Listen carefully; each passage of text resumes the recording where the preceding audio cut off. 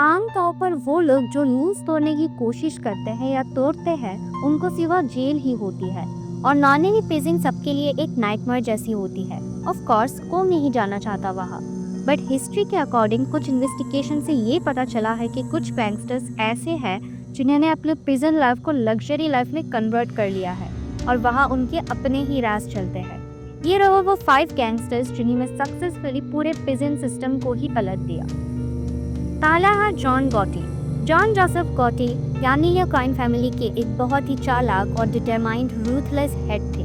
कहता है कि गॉटी इनफेमस मनीकर के थे जिन्होंने टेफ्लॉन रन को अर्न किया है। गॉटी गैम्बिनो फैमिली का एक बहुत ही इम्पोर्टेंट मेंबर बना और धीरे धीरे उसके गैम्बिनो फैमिली के टूवर्ड्स लॉयल्टी के कारण फेमस हुआ। उसके स्ट्रैटेजीज के कारण वो कभी भी पकड़ा नहीं जाता था, पर 1992 में उसका लक ने उसका साथ देना छोड़ दिया क्योंकि उसके ऊपर मल्टीपल मर्डर्स, रैकेटियरिंग और दूसरे क्राइम्स के चार्जेस थे। उसका गैम्बिनो फैमिली का अनडिस्प्यूटेड हेड बनना धीरे धीरे खत्म हो गया, पर फेडरल प्रिजन के मैक्सिमम सिक्योरिटी के होने के बावजूद भी उसके रेपुटेशन के कारण वो कंट्रोल में आने लगा।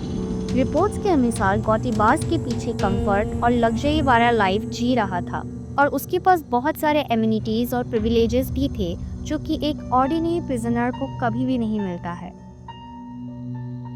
दूसरा है Leroy Nicky Barnes. Leroy Nicholas Barnes New York city के हसल के बीच पैदा हुआ था और जैसे ही वो बड़ा हुआ वो बहुत ही एक नोटोरियस ड्रग लॉर्ड कहलाने लगा। उसके चार्म एंड एक्सेलेंट ऑपरेशंस ने उसे हार्लेम की स्ट्रीट से सीधा ड्रग बिजनेस का माफिया बना दिया। पूरे ड्रग बिजनेस में वो एक बहुत ही मेजर रोल प्ले करता था। उसने अपने पावर को बहुत वाइजली यूज किया जिससे उसे लोगों से रिस्पेक्ट भी मिलता था। उसका बिजनेस पूरे न्यूयॉर्क में एक्सपांड कर चुका था, पर वो कब तक ही बचता। एट लास्ट उसे 1978 को ड्रग चार्जेस के अंदर अरेस्ट कर लिया गया था। वो प्रिजन में अल्ट्रा लग्जरी से रहता था एज इफ वह मानो अपने घर में रह रहा हो, और प्रिजन के करप्ट गार्डियंस भी उसके इशारों में नाचते थे उसकी डिमांड्स को फुलफिल करने के लिए। उसकी प्रिजन के वॉल्स में एक्सपेंसिव पेंटिंग्स थे, उसे सिल्क बेडशीट्स प्रोवाइड किए जाते थे सोने के लिए, गवर्नमेंट मील सर्व किया जाता था और ऐसे ही बहुत सारे फैसिलिटीज उसे दी जाती थी। तीसरा, अल कैपोन। न्यूयॉर्क के ब्रुकलिन की स्ट्रीट्स में फेमस हुआ एक ऐसा बंदा जो तब के क्राइम टाइम के अकॉर्डिंग बहुत ज़्यादा फेमस हुआ था। प्रोहिबिशन के टाउन में भी उसने नोटोरियस शिकागो आउटफिट को लीड किया था जो एक बहुत ही सीरियस क्राइम था और इसके कारण 1931 में टैक्स इवेशन के अंडर उसे अल्कात्रास प्रिजन में दिया गया। कैपोन के रेपुटेशन के कारण यह इंश्योर किया गया कि उसे स्पेशल ट्रीटमेंट मिले। उसकी प्रिजन रन में भी comfortable furnishings, private bathrooms, other privileges और गवर्नमेंट मील्स जैसे कई सारी लग्जरीज उसे प्रोवाइड किए जाते थे। चौथा है एल चापो, जो एक इम्पॉर्टेंट फिगर था इंटरनेशनल ड्रग ट्रेड पर।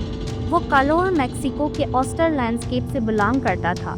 एल चापो का नार्कोटिक्स इंडस्ट्रीज में बहुत ही पाइवोटल रोल था जिसका रीच इंटरनेशनल बॉर्डर्स तक था और इस कारण कार्वा कार्टेल एक पावरफुल एम्पायर बना था। एल चापो और ग्लोबल लॉ एनफोर्समेंट के बीच चूहा-बेरी का खेल चल रहा था तब तक जब तक वो पकड़ा नहीं गया था। मैक्सिको में एट लास्ट अरेस्ट होने के बाद उसने अपने प्रिजन को करप्शन के थ्रू अपना पूरा किंगडम बना लिया।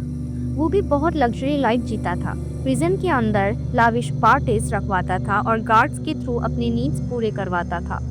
जेल से भागने की कोशिश करना उसके लिए डेली रूटीन जैसा बन गया था। उसका एम्बिशन था ग्लोबल ड्रग ट्रेड को डोमिनेट करना जो वो नहीं कर सका। बाहर से भागने के बाद उसे वापस अरेस्ट किया गया था और उसके जेल में भेजा गया जहां उसे हार्श रियलिटी फेस करना पड़ा। उसे वहाँ कोई लग्जरी और कंफर्ट नहीं मिला, ना ही वो अपनी करप्शन का इस्तेमाल कर पाया था। पांचवा है पैब्लो एस्कोबार। इसके बारे में मैंने डिटेल में वीडियो बनाई है, अगर आपको देखनी है तो डिस्क्रिप्शन में मैंने वो लिंक डाल दी है। So Pablo Escobar Colombian drug trade का ड्रग लॉर्ड था। वो इतना फियर्स हो गया था कि वो अपना खुद का प्रिजन बनाने का कोशिश करता था और उसने एक मोटो को अपनाया जो था प्लाटा ओ प्लोमो। जो भी उसके रास्ते में आता था और उसका साथ नहीं देता था वो उसको मार देता था।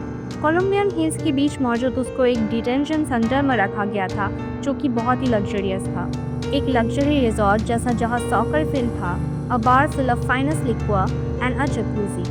पर कुछ लोग उसे पता नहीं क्यों बहुत ज़्यादा प्यार करते थे क्योंकि माना जाता था कि उसने गरीबों की बहुत मदद करी थी। जब उसको शॉट डेड किया गया था तब पूरा कंट्री रोड पर आ गई थी और बहुत ज़्यादा कियोस होने लगा था।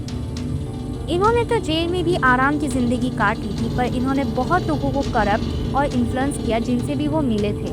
आपका क्या ओपिनियन है इन गैंगस्टर्स के ऊपर? कमेंट सेक्शन पर जरूर बताना। लाइक, शेयर और सब्सक्राइब करना ना भूलिएगा। धन्यवाद।